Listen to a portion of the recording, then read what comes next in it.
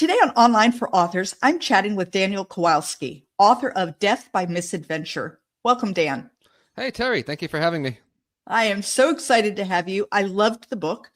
Before we Thank you. dive in, before we really dive in, though, can you give listeners just like a quick elevator pitch? What are they going to find when they open up the cover of Death by Misadventure? Sure. Death by Misadventure follows Detective Jennifer Aguilera, a brilliant but self-destructive cop whose life is spiraling out of control after a bitter divorce. When she begins a passionate affair with Tom Schmidt, a charming married man, she hopes she found something that can steady her life. Instead, she's dragged into a web of secrets, a suspicious overdose, and a deadly corporate conspiracy that hits closer to home than she could have ever imagined. Yeah, absolutely. It's one of those that keeps you on the edge of your seat. You don't really know what's going to go on. I am curious, what drew you to this genre, kind of the noir thriller? What made you say, "Ooh, this is where I'm going to dive in"? Sure. So I always liked the noir genre. When I was younger, I was in college. I studied film, and when we started watching, the noir genre ones, that stuff just really appealed to me. The whole, the down on the luck character, the seedy underworld that you didn't know existed, and double crosses and betrayals. So it was actually, during COVID, I started watching a lot of these old noir movies from like the 40s and 50s, Right. and before I became an author, I'm into screenwriting. So I write a lot of spec scripts, and my first one that it didn't sell, but it was my first one that got like optioned where I actually got a good amount of money was a noir film, but it was like, very traditional, like where you had, a male character, you had a femme fatale and all of that. So, after I wrote that, I was still into noir stuff, and I was, reading a lot of scripts and things. One script that really stood out to me was, I never saw the movie, but I really liked the script, is this movie from the 80s called Body Heat. Okay. Which, yeah. It was like kind of like a guy, a filmmaker from the 80s was, remaking these 40s films, but trying to make it more modern.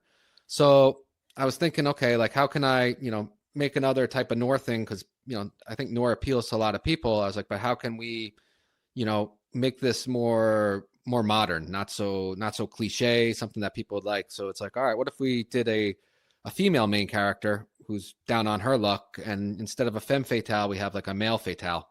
Right. And I found that really interesting. In fact, one of the things I wanted to ask you was, first of all, where did the character come from? Like, is it someone you know? Is it like completely made up in your head? And then whether or not you find it difficult writing from a woman's perspective. I don't want to say anything that gets me in trouble, but you can say any. Okay. I doubt that you'll say anything that gets you in trouble. Okay. So I'm really curious. Yeah, no, I've lived like all over the world, on different continents, and I kind of find that people are largely people. So it's not really that difficult to put yourself in someone else's shoes. So, also I'm married, so I spend every day with my wife. So it wasn't that hard to try to, see something from her perspective. Right. In terms of, if she's based on anyone, not really. She's completely made up.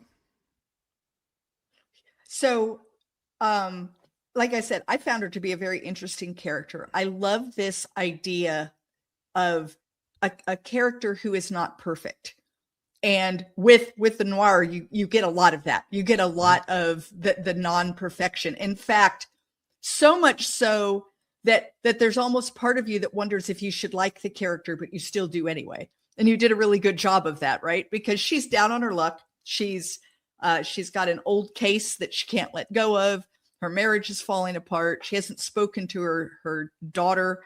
Mm-hmm. She drinks heavily, to the point of ridiculousness. She's barely hanging on to her job. Really, when you think about a character like that, it's like, what is there to like? And yet you did a great job making us like her.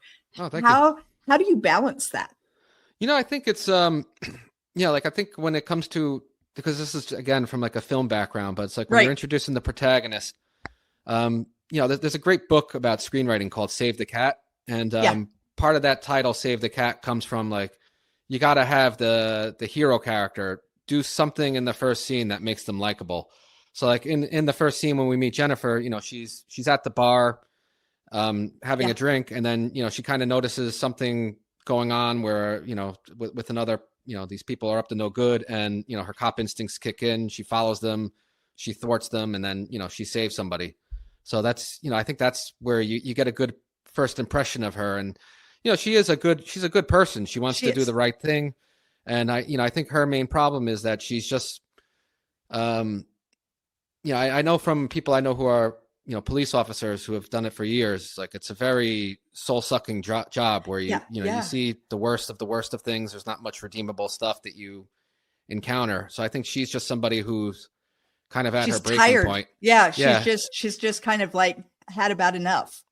Yeah, and that's where she kind of had a drink to escape, and she's been continuing with it. Right. Yeah. And what's interesting is she has a partner who isn't really that way at all. He has seen the same kind of stuff that she's seen, and they have a conversation at one point where she's pretty much saying, like, how long are you going to do this? And he's like, well, I think I could do it forever. And she's counting the days to be able to do something else. And so, I just think it's interesting how two people can experience very similar things and then walk away with very different views of the same thing, right? Yeah, I think her partner sees himself as like a redeemer. So it's that's where he. But it's like everything in life. It's what you. Everybody gets something different out of every situation. So absolutely. Well, and he seems to also he goes home. He goes home. Yeah.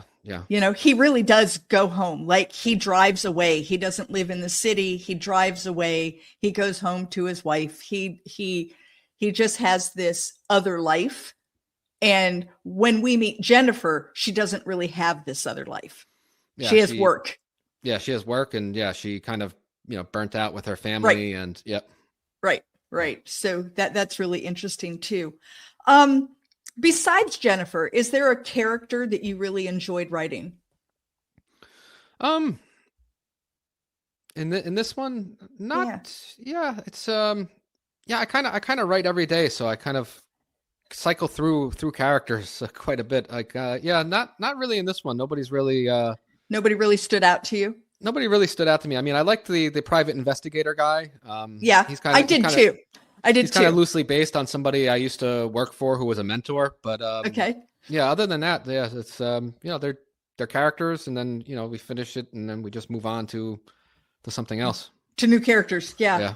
Well, so that brings me to a question that I had.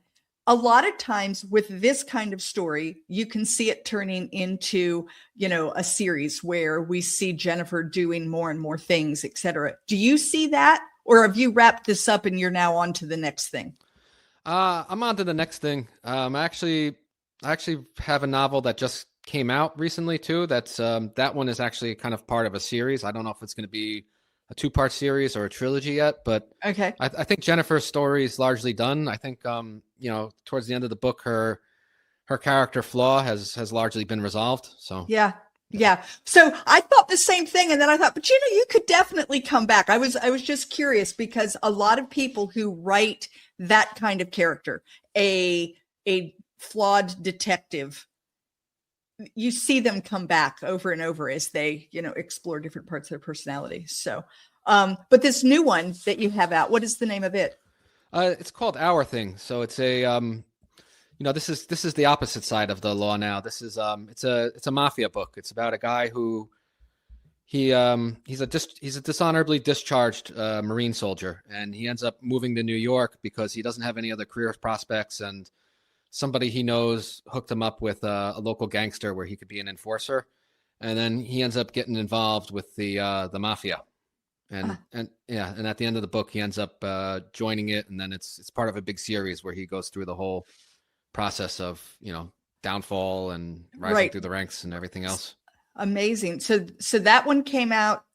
What was the name again? It's called Our Thing. It came out. It came out a couple weeks ago. I haven't really done too much promoting on it yet. I've just been busy with other things. But right. Yeah. And then you see it as at least a 2-part, possibly a 3-part series. Yeah. I have to start sitting down and writing the second part. But Absolutely. So in Death by Misadventure, there's a lot of twists and turns, a lot of things that are happening, a lot of people that, a lot of things that you're juggling. Are you a plotter where you get that all written down before you start writing? Or are you more of a pantser? I'm more of a plotter, but yeah, I don't think you could be so strict with that either. Like, I know you're also an author too. So yeah. But like, for me as an author, like I don't really quite know the characters until I actually sit down and start writing. So like I can work out an outline, and I do get pretty detailed on all those things where, I get it out there, and then it's like, okay, now it's, today I'm doing chapter 1, tomorrow chapter 2, and I, cycle through the whole stuff. But, I kind of find that like, sometimes you write and you get to know the characters, and then all of a sudden you're just like, well, this doesn't feel right. And I can't, you can't have the character do something that goes against the character, and for the sake of the plot, because the plot is actually dependent on the characters. So, I find that, detailed outlining is very important, especially if you're doing like a mystery thriller type thing. Mm-hmm. But, I think you need to have flexibility as well. Yeah. See, and I'm a pantser completely. Mm-hmm. I've tried plotting, and it kills my creativity. I don't think I'll ever be able to write like a mystery or a thriller, because I understand the need to plot with that, because there's so much going on, and you have to bring in people that are throwing you off. And I get all of that. And yet when I try to do that, the brain that makes lists and does the plotting is not the brain that is my creative writing brain. And the two don't like each other. Yeah. Yeah. It's like, so, but I agree with you, that idea where you're writing a character and you get to know them. I've actually tried to write a scene before where, it's like, oh, I know what it is that I want to write. And my character literally says, I wouldn't do that. Yeah. And you kind of stop and you're like, yeah, you're right. You wouldn't do that, would you? Like, yeah. And you can't have them do it. It's just not honest. No. I mean, part of me almost feels like saying, no, look, I need you to do this. It will really help help this move along. And they're like, yeah, it's not going to happen. Yeah. So yeah, it is an interesting feeling when those characters actually come alive I don't know if they are in your head the way they are in mine, but I feel like they kind of are living with me, while I'm writing that book. And yeah, you learn a lot about them and their motivations, and it's like they become friends, right? Yeah. Like you can have an outline, you can try to write a bio about them, but like until you're actually writing scenes with them in there, like then like you actually get to know them. Right. And a lot of times for me, that happens with dialogue. It's when I'm writing the dialogue with someone else that you start to really get their personality, and you discover, like, are they a little sarcastic? Are they a little tongue in cheek? Are they meek? Are they like, you don't really know.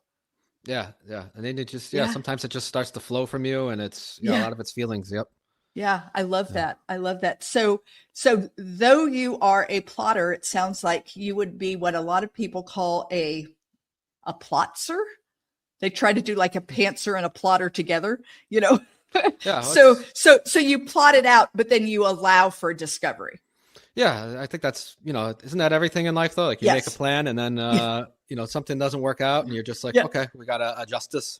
Yeah. Yeah, absolutely. My husband and I rode across the United States on a tandem bicycle. And we made a plan, and every day the plan changed, every day. And at first that really upset me, because in my real life, I like plans. Yeah. And he kept telling me, Terry, the plan is the same. We're going to ride across the United States on this bicycle. He said, it's just the logistics that have changed. Did you guys make it from coast to coast? We did. Yeah. So we went from Astoria, Oregon to Washington, D.C. So how long did that take you? 3 months. 3 months. Wow. So did you guys like stay in hotels or camping out? No, we camped. We pulled a trailer, had camping equipment, went the whole way across over the Rockies, the whole 9 yards. It was a crazy, really crazy journey. But it's so interesting to me how you can do crazy journeys like that, and then you can relate them to the writing process or anything else, which is, that idea of, you've got this plan, and the plan is to write the book. Yeah. Right. how you get all of that done, that can change day to day depending on what's going on. I totally agree. That's awesome, though. Yeah. It's kind of crazy, isn't it? I would like to know a little bit about your writing life. You alluded to the fact that you write every day. Mm-hmm. So is this or do you do this full time? Is that what you do? You are a writer full time. Do you have something else that you do? Do you like morning? Do you like to be in your office? Do you like to be out in the world? What's best for you? Yes, I don't write full time. I think it's, that would be very difficult to do. Plus I have other things I do too. I mean, I generally got into the habit of writing like a few years ago. Like one of the things I always wanted to be a screenwriter and write movies. And it was like, I got to this point where I was just so busy in my life where it's like, okay, like I can't just be like, I'm going to write when I feel great or I do this. Right. Like and like it just started turning into this thing where it was like, okay, I drop off the kids at school like at 6:50 and then I'm home by 7. And then, I'll go write from 7 to 8 and just gotta, do this every single day. And it compounds over. And it's also, a lot of it too is about, the quality time that you put into it. Cause there is times where you're sometimes thinking, just trying to find an idea or whatever, but other times when you just sit down and you start writing. And plus I'm a big fan of, writing is rewriting. So it's like, all right, if I don't really feel particularly inspired or have a good idea, I'm still going to write something. And then usually, you start going on a roll and it's, so that's my thing. Yeah. And I like to write at home. I mean, I'm not one of those, I just, I find it kind of distracting if I was going to go sit at a coffee house and, outline or whatever. I just find it very easy to be like, okay, well, I got to do this and this today. So, all right, if I'm going to write, I got to, do it now and let me sit down. Yeah, that's interesting. I have trouble writing in my home office. When I'm at home, I think of all the millions of things that need to be done around this house. And I think about laundry and I think about, oh, did I get that thing out of the freezer and all of the things. And for me, getting out of the house is what all of a sudden it's like, ooh, I could write now. Sometimes it gives you that different mentality. I mean, sometimes I focus on it. My wife gets a little frustrated with me because like it'd be like my desk would just be like piled up with papers that probably could take me 10 minutes to file, and it's like instead I'm just kind of concentrated and in the zone. And right. Well, and I definitely I do something that I call binge writing, which I'll start to write, and if I get in that zone, I can write for hours, and I don't know any time has passed. I kind of, when I come out of it, I feel like, oh, I'm a zombie. Like what happened, right? Yeah. And it's a very strange thing that happens because it's like me, the one you're talking to, is unaware of what's going on. And then all of a sudden it's like, oh, here I am. Wow, what happened? What, 7 hours? How have I been sitting here and I haven't gotten up? Yeah. Sometimes when you just get into that zone. And then there are other times where I sit there and it's like, I have nothing to say. Nothing. Like I have nothing to say. What do you do? Do you ever hit a writer's block? I mean, usually because I do the plotting, so usually I don't, because I know where it's supposed to go next. So that's I find that's a good thing. Like if I was gonna go just from the seat of my pants, I tend to paint myself in the corners. Yeah. So that's why I'm big into plotting. But right. Sometimes you kind of sit there and you think, or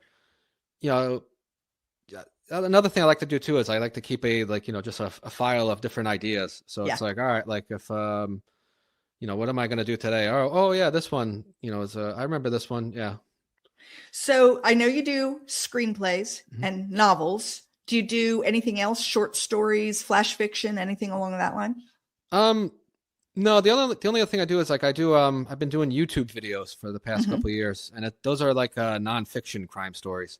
Yeah. So that's the other thing I do is that stuff. Yeah. Sometimes I write the scripts too, and I get in the zone of that where it's like, oh my gosh, I just wrote like 10 pages on this one, and oh man, this could be a long thing to I got to find video clips for everything now, and right. Now I've got to go back and figure all this out. What was I thinking, right? I like to write some small things. Like I like flash fiction in particular.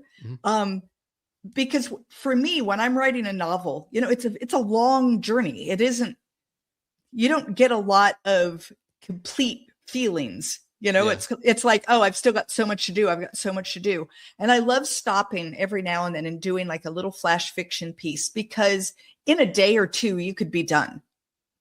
I tend to write them very quickly, let them sit for a little while, go back to them, do some work on them, and say, there it is, that's done. And it just feels really good to have a done piece. And sometimes that turns into a larger idea too. Yes. Yeah. Like that's where it started, and then it becomes something more. So I have trouble writing every day. That's something I probably need to work a little more on. But I definitely think about writing every day. Like I took a walk this morning out on the beach, and I walked and I walked and I walked, and the whole time my mind was spinning. Yeah, sometimes. Yeah, it's just like sometimes it's in the background of your subconscious too. Yeah. Or I'll be washing dishes and I'll realize that I'm analyzing, like, how is that going to work? No, that wouldn't work. Oh, this might work. Yeah. I do some of my plotting kind of in my head before I actually sit down to my computer. Absolutely. Yeah. Sometimes you just got to think about that. Like, it's just like it goes on in the background of your subconscious. And that's, yeah. You don't even really know that it's there until all of a sudden you realize, hey, I'm thinking about the book. I actually, I like to have my phone with me, and I have, where I can just talk into it and it'll type up what it is that I'm saying onto a program for me, because every now and then I will have like the perfect opening line. Like, oh, I know exactly how I want this to go. Yeah. And then I'll just talk it in, because I'll forget it.